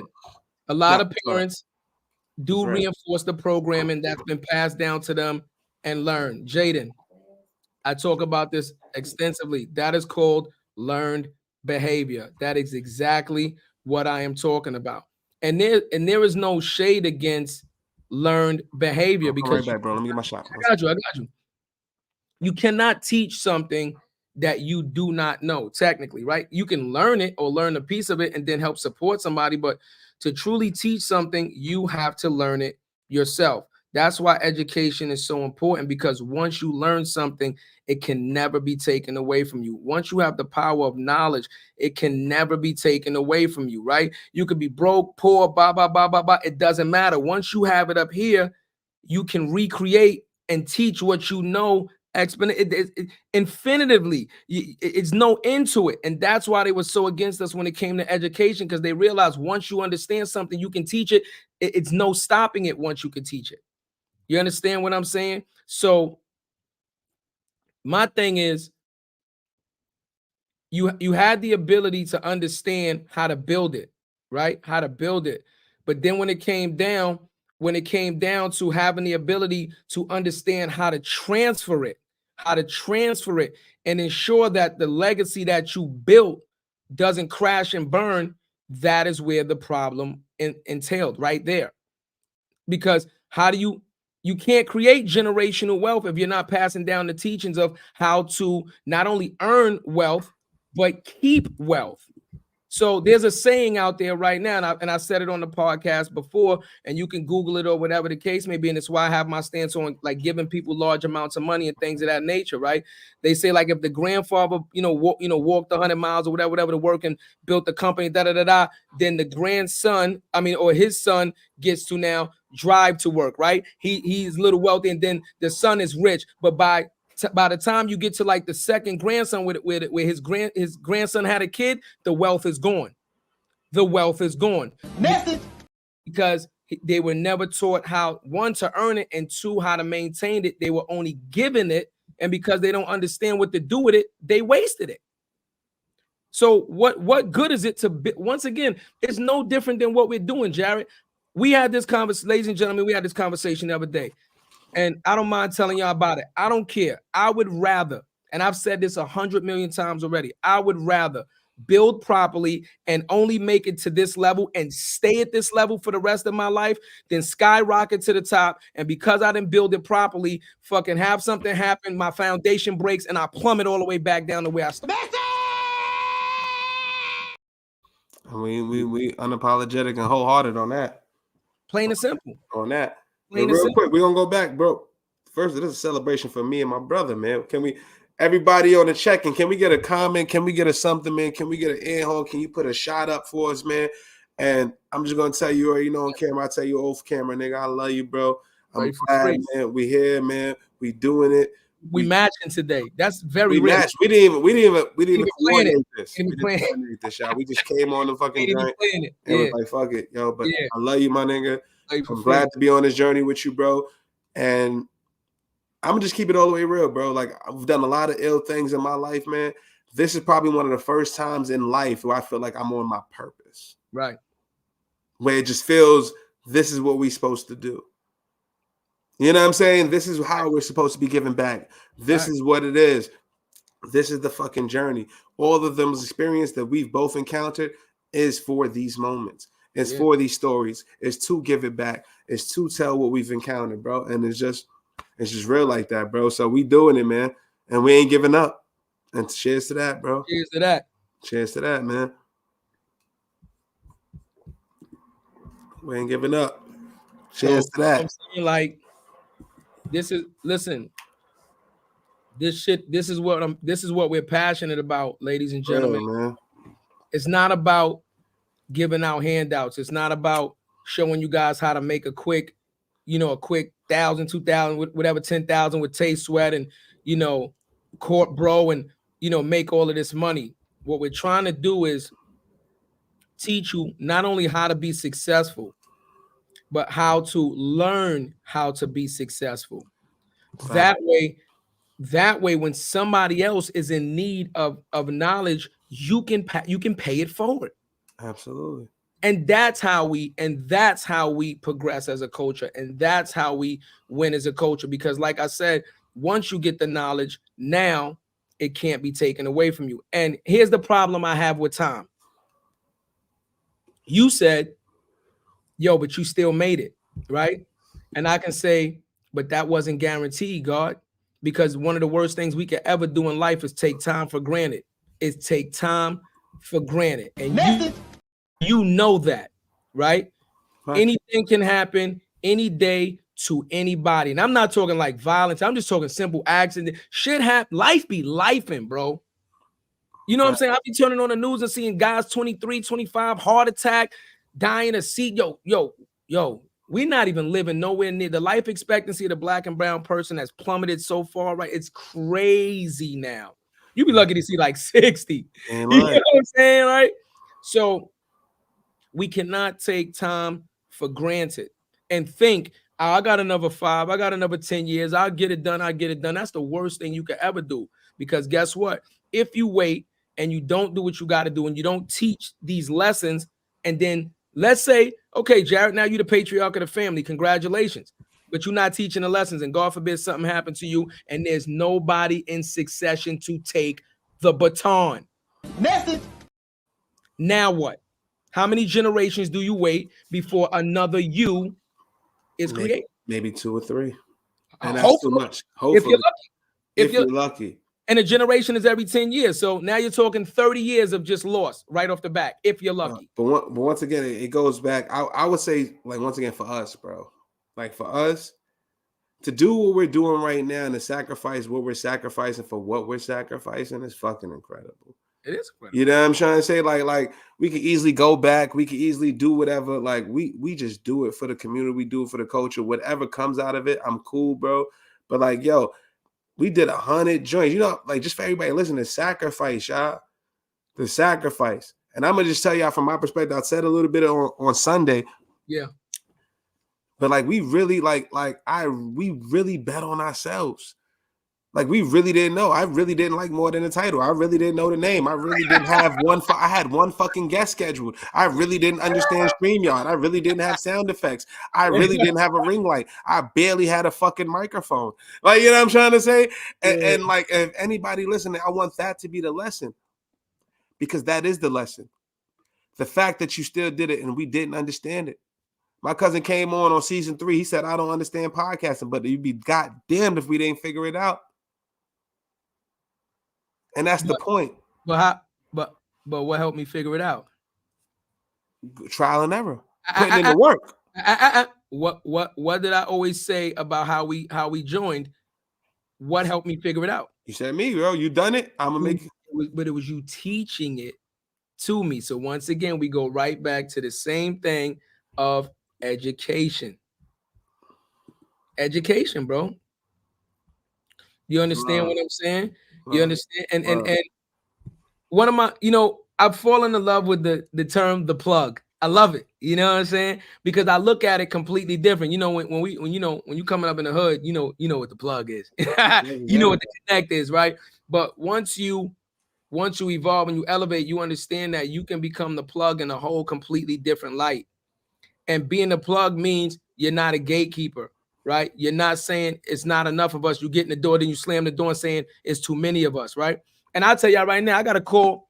I tell you, I used to do construction. That's right. I used to do construction. One of the last jobs I worked on was on 40th and 10th Avenue. 40th and 10th Avenue.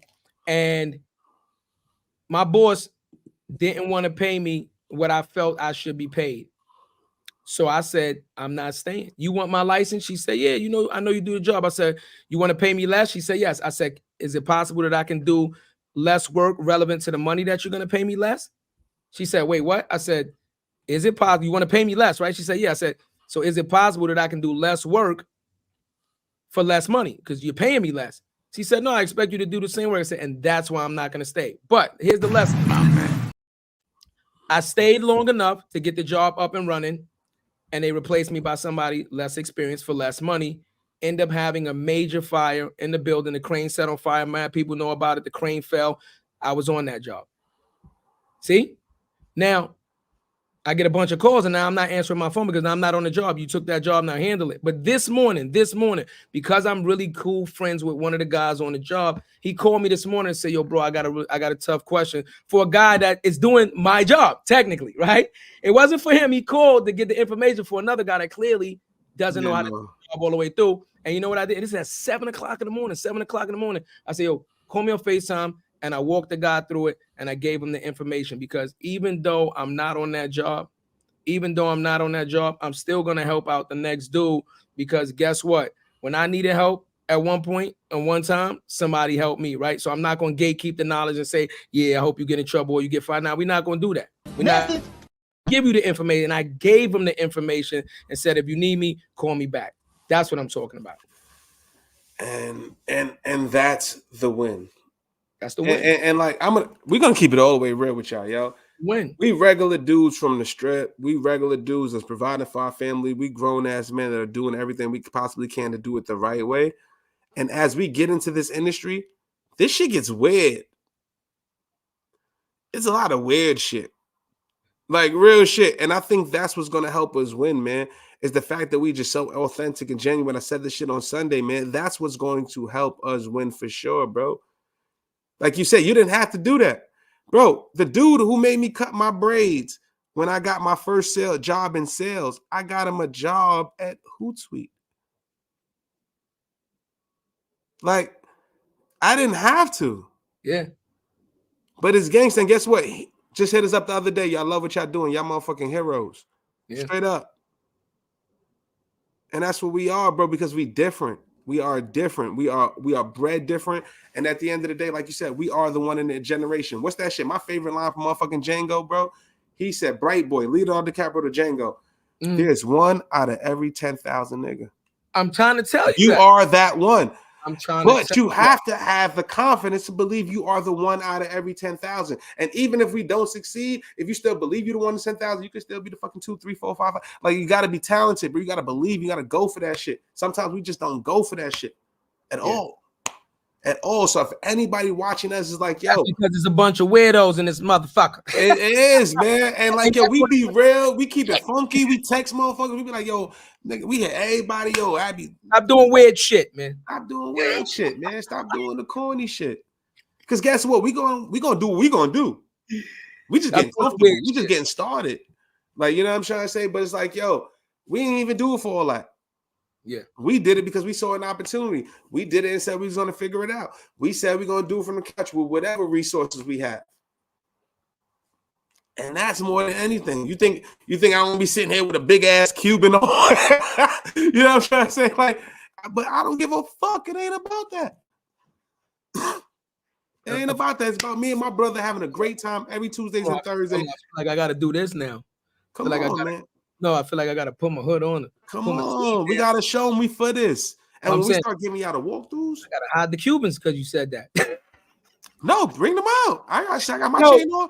I ain't got the Cuban, but I got my chain on. You know, we did. I did a real talk. This shit was funny. And you know, motherfuckers is trolls, right? I had to do it when we did the real talk, and I was talking about how you know, men was disrespecting women and all that, right? And I was like, yo, how y'all disrespecting our women, beating on our women, killing our women, and at the same time going out there spending all this money on cars, jewelry, and all these clothes to impress the same women that you beat? Remember, I did that, right? Yo, I had a guy hit me like, well, clearly you understand. Look at your jewelry. I said, and you're a moron. Like, you let's you're a moron. Let's talk about that. Some of y'all comments be fucking ridiculous. Let's talk about that. Yeah. Like, I love Jaden and y'all, we love y'all. You already know the vibes. But some of y'all comments, shout out to the ones that commented on YouTube today. Like, yo, what is a CMO? Breaking it down. I wanted to understand. Shout out to the ones that was like, yo, Deidre Hudson's hair was beautiful. Like, that's the community we love. We do it for y'all. Yeah, like the other comments that we get, bro, is always every time we do anything Black empowerment, we get the nasty shit. Anytime we do Black empowerment, anything. What they say, y'all sound like y'all crying. Y'all sound like y'all baby. You saw the joints, y'all cry babies and da. Y'all always asking for a handout. And we are emotional. We are angry. Damn right we are.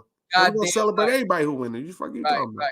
But the funny part about it is, you know, what makes me laugh even more, and I enjoy this shit because you know how we characters. So be clear. If you troll us, we'll troll. We like the 50s of this month. We'll troll your ass right the fuck back. Don't think we're gonna run from a comment because when we click on your page, no profile. No page, no profile, user 87054. Right. And we still clap back like Wendy's out this motherfucker. You're gonna get all that work.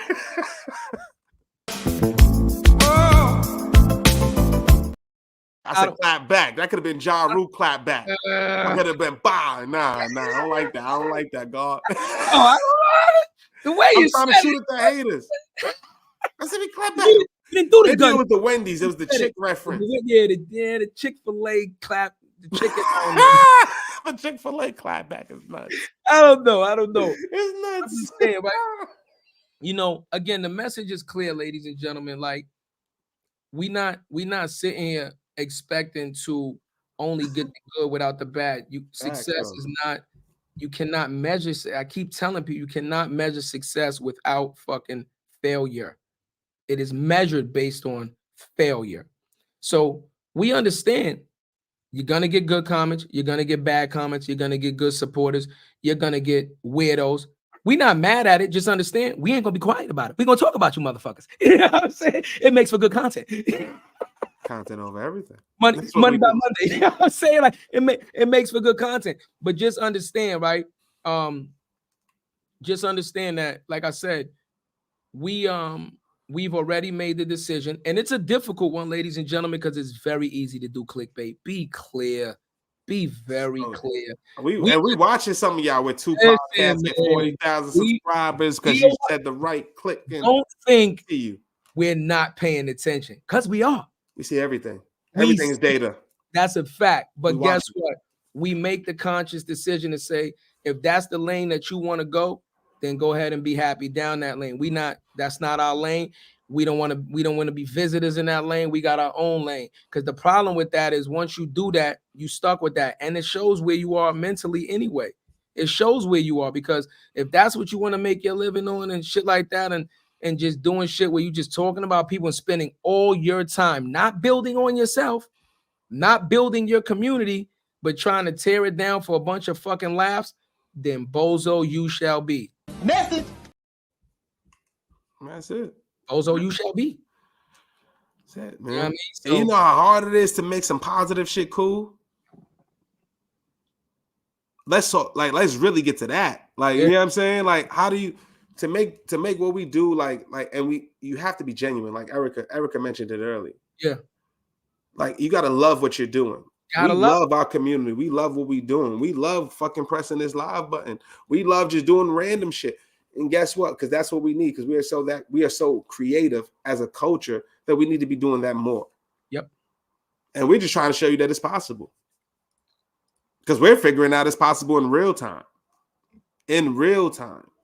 If you'd have thought, like, for anybody listening, if you'd have thought as we go down our roster list to 100 episodes, I didn't think any of this shit was going to pop. I'm just keeping it real. Like, I believed in myself. Hell yeah. Like, yeah, we're going to pop off. Sales is popping. I'm generating revenue. I'm feeding my family. Hell yeah. But the biggest and the hardest part of all of it was making it mainstream. I could go on LinkedIn all day and make that pop and be with a bunch of influencers. We already know them. We've conquered that. But now, how do you make it mainstream? How do you get to the point where you're competing with BET, MTV, CBS, and every other major network studio? Yep. And if you guys have noticed, a lot of our guests are on major network shows. Right after, or before, or after. It doesn't matter. It just shows you that we have now went from underground to a mainstream platform. And that's a kudos to y'all. That's a kudos to us. That's a kudos to everybody that's been along the journey. Because like I told y'all, we did not know this. But I'm going to tell y'all the benefits. If you do get this right, and if you do build a brand, guess what? There's so many revenue opportunities to create out of it. To the moon. And we're not even doing that. We're going to do both because they said it's not possible. That's why we're going to do it.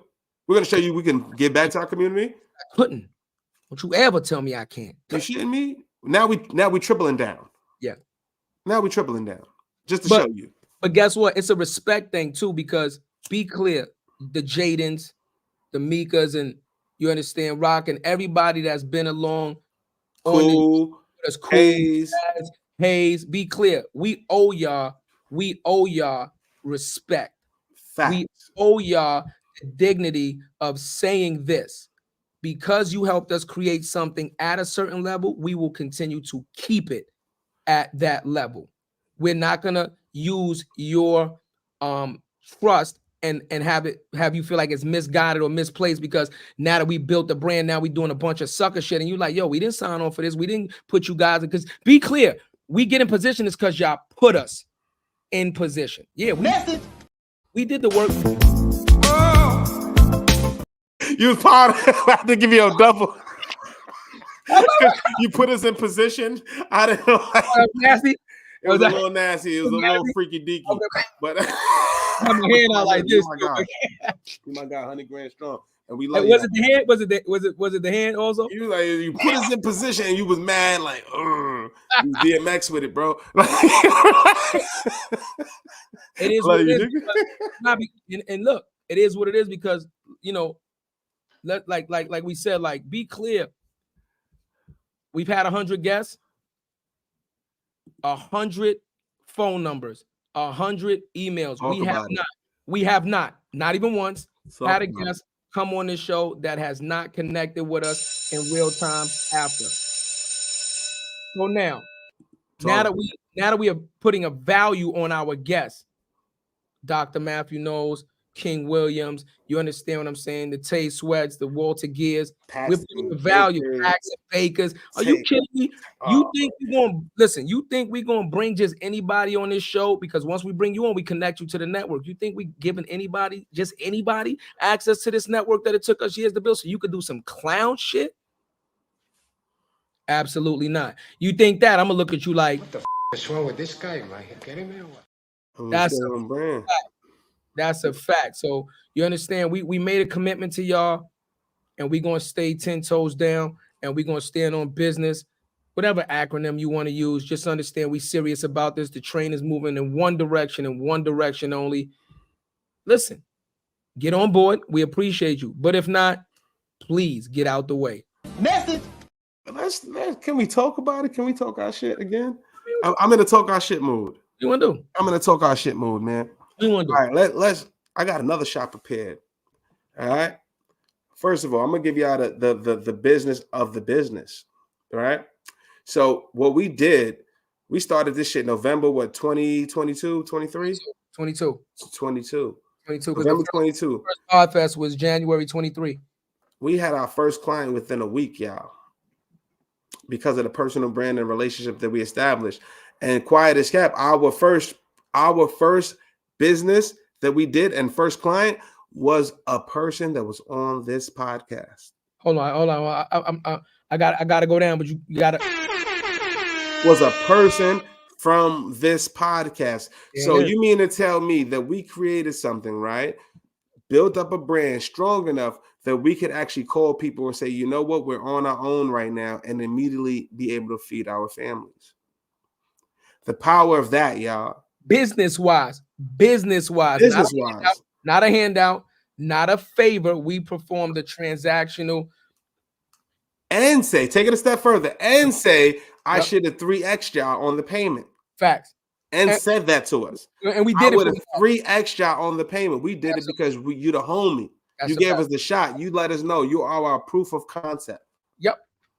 Did it for the love. Because of that, we give you the love price, and you get our all, and you are satisfied as a customer. And right now, today, you are still reaping the benefits of that work. And the relationship now is proven, and we showed our value. He's shown his value, and we can keep building personal and business wise. You feel me? That's where it goes. Yes. And then guess what? From another relationship, one of our biggest clients, should we say it? You think we should say it? You talk your shit. Go ahead. Why you hold it back? We are going to say it, and it's Hard Rock International. Yeah, it is. That was our first client was Hard Rock International, y'all. We are from the block. Our first client was Hard Rock International. We were selling the Hard Rock beverages. I will go get a container and a case for y'all right now if we need to. Got them in my kitchen. Got them still. Got them in my kitchen. But it's not even to like just throw the name. It's just the fact that like, yo, look, we only trying to work with certain people. We know our worth. We know the value. We know what the value and information that we're providing the brands. And we are not just going to work with anybody just to pay the lights. And that decision sometimes is tough. A lot of times that decision is tough. A lot of times. But guess what? We stand on our manifesto. And our manifesto is very simple. We're going to do what feels right to us. We're going to do what was right and what's great to our business and what we know that we can do and execute at a high fucking level. And if we can't do it, we're not touching it. And we've turned down business. Be clear. Lots of it. We've turned down business because even if the brand doesn't align completely with what we do, that's fine. But it's what the overall standard of what you're doing, how that's going to play out to our community. That's what we're paying attention to. Facts. If that is not in line, we don't want the business. Give it to somebody else. Give it to somebody else because all money is not good money. I keep saying that shit. All money is not good money. Yes, being wealthy and building wealth is super fucking dope. Who don't like to be able to do whatever they want when they want? That's super dope. But what is more integral, more important is how you made your money. And then what you're doing with your money. What Damika said, bring it back up. Let me see what's here. It's important to recognize and celebrate you kings, the valuable knowledge and insights in which y'all share to the community. Keep growing and flowing. I salute. Love this show. Thank you, Mika. We We appreciate you. Truly, right? Mika, one of our day one supporters, man. Facto. On and off the court. On and off the court, man. You know what I'm saying? On and off the court. So we wanted to make this special for y'all. Once again, we have a lot of guests lined up. We have a lot of super dope females left for this month, right? But guess what? We wanted Erica Ford to be the 100th episode because of what she symbolizes in our community. You understand what I'm saying? And we were grateful for the time that she was able to give us. Yes, it wasn't one of the longest episodes we've had, but guess what? She's in another country. Like, you understand? Like, she literally how many people? I'm not calling my cousin if I'm in fucking I'm not calling anybody. We chilling, getting all-inclusive love. Correct. Just landed in another country. Facts. Made it happen. Into the room, set up immediately just to give us that type of time again. And requested, said, yo, we would love and be honored to be on the 100th episode. Facts. Like that means something to us. That means everything to us. Right? Absolutely. Because something is absolutely better than nothing. And that's the mindset that we got to get into, right? Listen, as long as we try, as long as we help each other out, as long as we do something, then this can continue to move forward. Do what the fuck you can. Do what you can. 100 episodes, man. We did it, y'all. Y'all helped us out. We love y'all, man. And look, you want to talk your shit? Okay, let's talk some more shit. Let's talk some more shit. I got a couple more minutes. What's up? Just insights. Let me just show y'all the power of the people, the power of the support system, right? Analytics wise, let's just say from August to December of 2023, almost 6 months, 5 months, whatever the case may be. In the last 5 months, the last quarter and a half of last year, we did a certain number. We're in March of this year. We have already beat the entire last year's numbers. We have already beat last year's numbers entirely in the first 3 months. So once again, that is the power of the people. It's all from y'all. It's from the support. It's from y'all watching. It's from y'all sharing. It's from y'all downloading, subscribing. I think last month or this month we have over 100. I can see that. 2023, 103,000 views in 2023. We started in September. We took it serious. Shout out to Champ. We invested in the in-person. It was our first in-person. We said we wanted to do it. He was gracious enough to come through, be a man of his word, pull up and trust us with a story. And we said, we're going to figure it out. We're going to find a studio. We're going to do it professionally. We're going to do it to your standard. You know what I'm saying? Straight up and down. And we did it and we made it happen. And from that point, let's show you again. I showed you 2023, 2024, 126,000 views. Y'all, hold on. 126,000 views.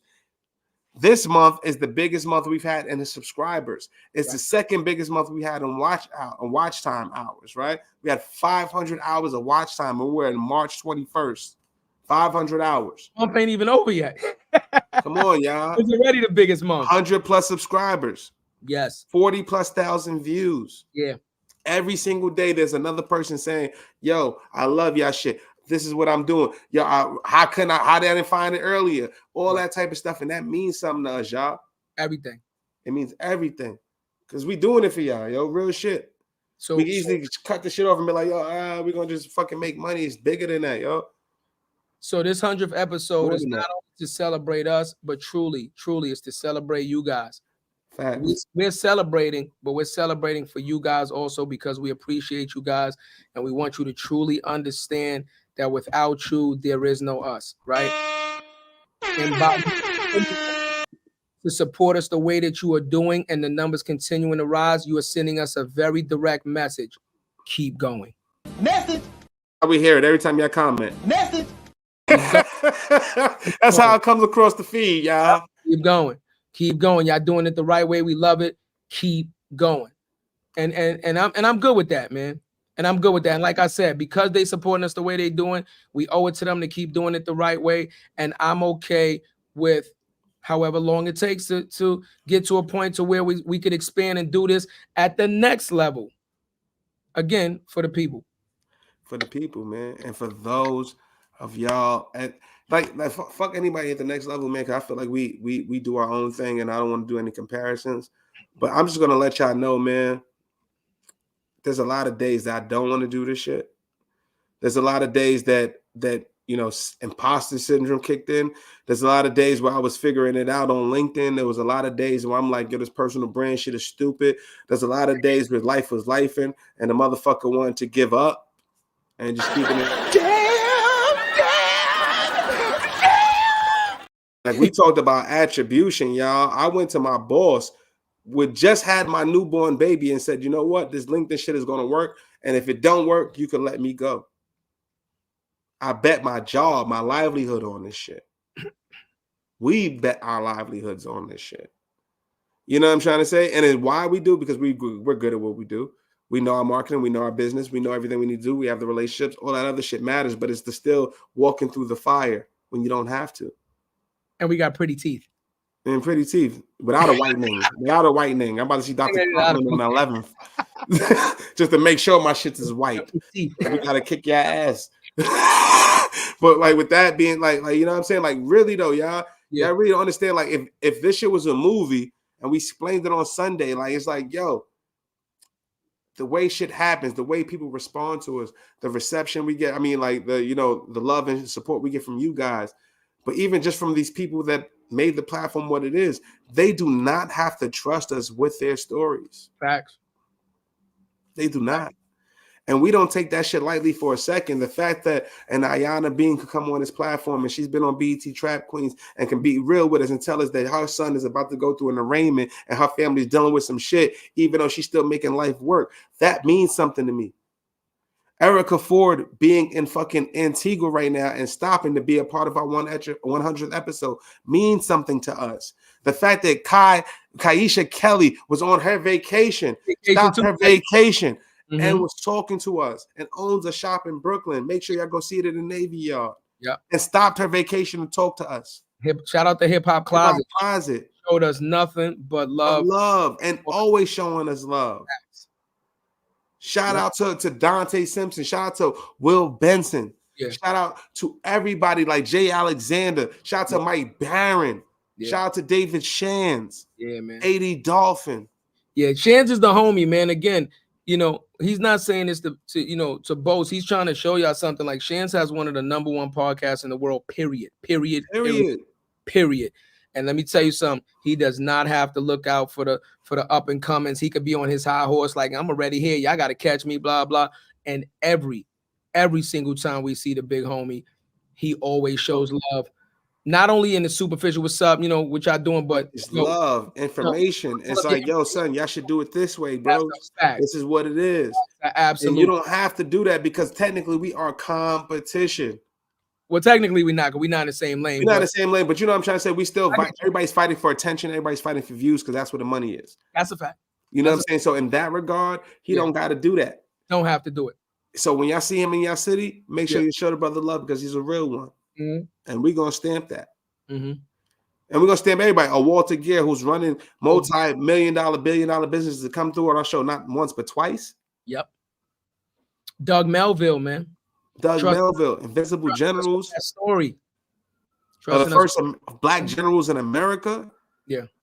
Like y'all understand like what we doing, man. Like you said, the doctor knows. Those are the, like, you know what I'm saying? But it's even more than that. It's the Netta Jenkins. Facts. It's everybody who stops their thing to come fuck with our thing. Listen, mama came on mama came on the joint. You know, Latavia Woodward. You know, Latavia, man. Mama said, mama, like what?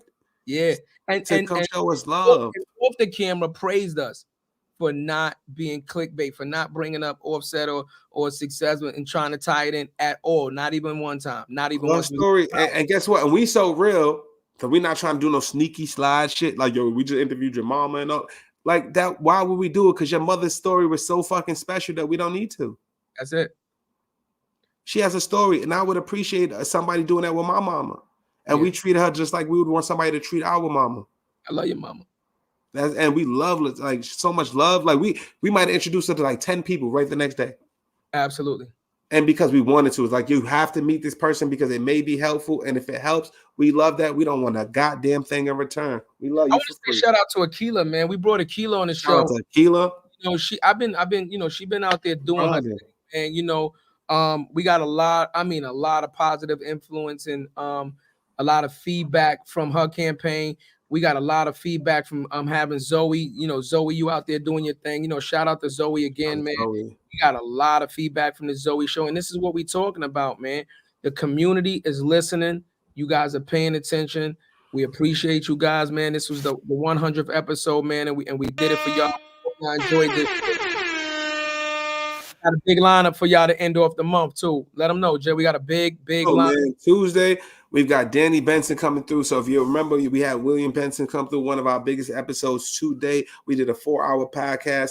This is his ex-wife. She has her own business, doing a lot of community activism, similar to Erica Ford, doing great things. She's a queen, and we already know we're not into that clickbait shit. We're not doing none of that. We're gonna celebrate this queen. For the kids. And mental health for the kids, and we're gonna talk about positive stuff for the community. And then we're doing that on Tuesday. Wednesday, Lola Savage, who's a model and actress, right? Also one of the early adoption. You know what I mean? Early people on Afrobeats. Before it was a mainstream thing. She was one of them ones out there in Nigeria making music, getting a buzz, making it happen, and making lanes for others, y'all. We having her on Wednesday. Judy Jackson on Thursday. One of the head DEI, diversity, equity, and inclusion people, and one of the top billion-dollar agencies in the U.S., which is WPP, coming through. So if you're a Black person, you're working at that organization, she's the one she's the one that you talk to. She's the one that you can vent to. She's the one that making sure they got programs and resources and access to things that make you successful. That's what we're talking to. That's 3. That's 3. And then on Friday, wait. I'm just saying, we started at 1 a week. We had 2, but next week we already telling you we giving you 3 already. And then 4, if you honestly thought that we would have a month like Women's History Month and not celebrate the queens in our lives, you are shitting me. What the is wrong with this guy? Am I getting him? That's how we looking at you. That's how we look at that. So of course we're gonna have our mothers come on, mama, and we're gonna have our mamas come on. Mom, and talk that real and show y'all that everything's solidified. What kind of support we had? What makes this show the show that it is? What makes us us? And you and if y'all love the show, then you'd love that. Because that's it. Don't get realer than that. We're gonna let them embarrass us and tell a couple stories. One of fucking 2. We're not gonna let them get carried away because they got some stories there ready to talk about. Oh, can I say this? We like, hell no. Hell to the hold on. I got it. Hold on. I got that. Hell no. To the no. We ready. I'm ready for content. I'm ready. Not telling that goddamn story. So we let y'all know, man. We love y'all. We wanted to make this month special, and we did it.